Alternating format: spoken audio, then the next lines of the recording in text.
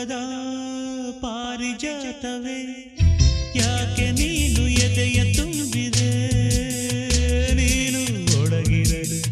ಮಲಗೋ ಮಾತಿಲ್ಲ ನೀನು ಒಳಗಿರಲು ಉಸಿರೇ ಬೇಕಿಲ್ಲ ನೀನು ಕನ್ನಡದ ಚಂದನದ ಕಂಪು ಕಸ್ತೂರಿ ಪ್ರೇಮ ಲೋಕದ ಪಾರಿಜಾತವೇ ಯಾಕೆ ನೀನು ಎದೆಯ